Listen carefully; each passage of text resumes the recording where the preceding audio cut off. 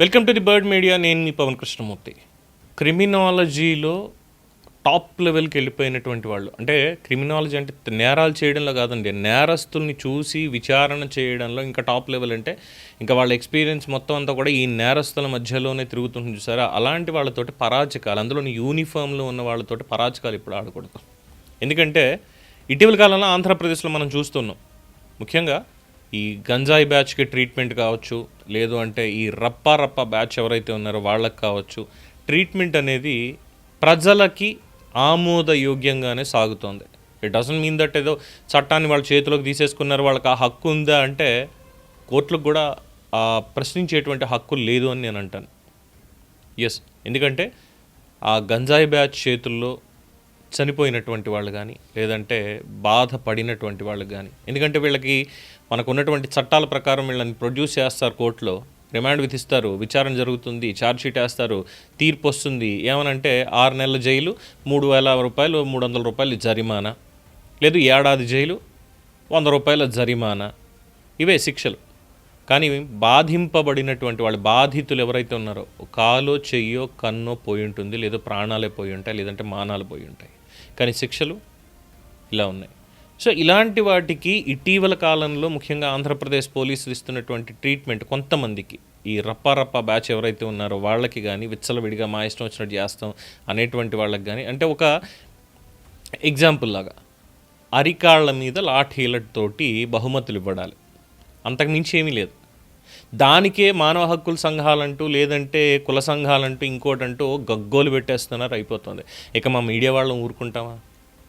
ఇటీవల ఈ వీడియోలన్నీ వైరల్ అవుతున్నాయి చూసారా, రోడ్డు మీద నడిపించుకుంటూ తీసుకెళ్లేటువంటి వీడియోలు వైరల్ అవుతున్నాయి చూసారా. అవి చూసిన తర్వాత ప్రశ్నించేటువంటి హక్కు కదా మాది, మీడియాది. అందుకని చెప్పి మా మీడియా మిత్రులందరూ కూడా ఆంధ్రప్రదేశ్ డీజీపీ గారిని ఓ ప్రశ్న అడిగారు. సార్, మీకు ఏ రైట్ ఉంది అసలు, మీరు వాళ్ళని అలా నడిపించుకు తీసుకెళ్ళడం అనేది భావ్యం అనుకుంటున్నారా అని చెప్పి అడగకూడనటువంటి సమయంలో అడగకూడనటువంటి వ్యక్తిని అడగకూడని ప్రశ్న ఒకటి అడిగేశారు. సమాధానం ఏమై ఉంటుందంటారు? ఇన్ జనరల్గా అయితే గతంలో ఉన్నటువంటి పరిస్థితులు ఇవి తీసుకున్నప్పుడైతే అబ్బే అలాంటిదేం లేదు, అలాంటిదేమీ లేదు, జస్ట్ ఊరికే కావాలి ఇది, లేదంటే నీకెందుకు, ఈ సమాధానాలు ఉండేవి. కోర్టుల్లోకి వెళ్ళినా కూడా సమాధానాలు చెప్పకుండా ఉన్నటువంటి సందర్భాలు ఉండేవి. కానీ మన డీజీపీ గారు అలా కాదు కదా. ఇది ప్రజలు ఎన్నుకున్నటువంటి ప్రభుత్వము, ప్రజల కోసం ఉన్నటువంటి ప్రభుత్వం కాబట్టి మేము మా పని మేము చేస్తాం, ప్రజలని ఇబ్బంది పడనివ్వం అని చెప్తూ ఆయన ఇచ్చినటువంటి సమాధానం చూస్తే షాక్ అవుతారు. వేరే లెవెల్ ఆన్సర్ అసలు. మీరే చూడండి.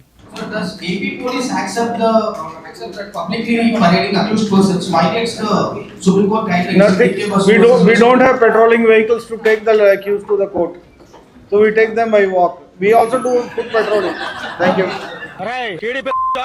ఒకవేళ మీరు అమ్మకి అబ్బకు పుట్టుంటే మీరే మీ పిల్లల పక్కన పొడికి మీ పిల్లల్ని కనుంటే ఎవరైనా సరే మీ దమ్ముంటే రండి.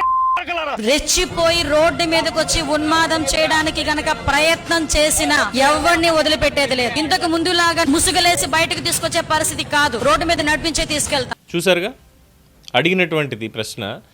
నిందితుల్ని మీరు అలాగా రోడ్డు మీద నడిపించుకుంటూ తీసుకెళ్ళడం ఏంటని ఎవరో పెద్ద ఆయన జర్నలిస్ట్ గారు అడిగారు. దానికి డీజీపీ గారు ఇచ్చిన సమాధానం ఏంటి చూసారుగా.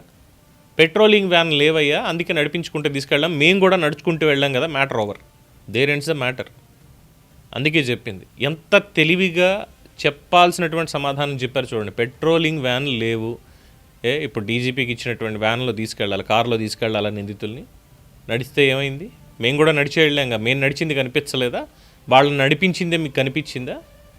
నిజమే, పోలీసులు కవాతు చేయించారు రోడ్డు మీద, మరి పోలీసులు కూడా నడిచారు కదా. వాళ్ళు ఏమి వాహనాల్లో కూర్చొని, లేదంటే బండ్లెక్కి కూర్చొని వీళ్ళు నడుస్తుంటే వాళ్ళు హ్యాపీగా వెనకాల నుంచి ఏదో చెర్నకొల పట్టుకొని పశువులను అదిలించినట్టుగా అదిలించలేదు కదా.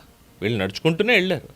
ట్రీట్మెంట్ తర్వాత, ఆ ట్రీట్మెంట్ చూసిన తర్వాత ప్రజల్లో చాలామందిలో ముఖ్యంగా ఎంత ఆనందం ఉందంటే, సరైనటువంటి ట్రీట్మెంట్ ఇచ్చారబ్బా పోలీసులు మాత్రం అని చెప్పి ప్రతి ఒక్కళ్ళు కూడా మాట్లాడుతున్నారు. కొంతమంది మాత్రమే, కేవలం కొంతమంది మాత్రమే రాజకీయం చేయడానికి అన్నట్టుగా మాట్లాడుతున్నారు. సో అలాంటి రాజకీయం కోసం మాట్లాడే వాళ్ళకు కూడా రేపు ఇలాంటి ట్రీట్మెంటే ఇచ్చి తీసుకెళ్తే బాగుంటుంది అనేది, అది ఎవరైనప్పటికీ కూడా. సో డీజీపీ గారి ఆన్సర్ మాత్రం చాలా గొప్ప ఆన్సర్, అది అందులో ఎటువంటి అభ్యంతరం లేదు. ఎందుకంటే ప్రజలే దాన్ని స్వాగతిస్తున్నారు కాబట్టి. గతంలో చూసాం. అలాగే మొన్న కూడా చూసాం విజయవాడలో ఈ గంజాయి బ్యాచ్లో నరికేస్తానేమనుకుంటున్నారో అంటూ గంజాయి మత్తులో మాట్లాడినటువంటి వాళ్ళు వీళ్ళు కూడా. అలాగే సవాళ్ళు విసిరారు పోలీసులకి, మీరు దమ్ముంటే మీరు మగాళ్ళు అయితే రండ్రా అని చెప్పి సవాళ్ళు విసిరారు. సవాళ్ళు విసిరినంతసేపు పట్టలేదు, తీసుకెళ్లి ట్రీట్మెంట్ ఇచ్చి మరీ కోర్టులో ప్రొడ్యూస్ చేశారు. వాళ్ళకి రిమాండ్ విధించడాలు లేదా శిక్ష పడ్డాలు ఏదో జరుగుతాయి. సో దీని మీద గగ్గోలు పెట్టేసి గొంతు చించుకొని వచ్చేస్తాం, మీరు వాళ్ళని ఎందుకు నడిపించారు, ఇలాంటి మాటలు మాట్లాడతామంటే ఇందాక చెప్పినట్టుగా క్రిమినాలజీలో టాప్ లెవెల్కి రీచ్ అయిపోయినటువంటి ఇలాంటి పోలీస్ అధికారులు వాళ్ళ సమాధానాలని మనం ఎక్స్పెక్ట్ చేయలేం.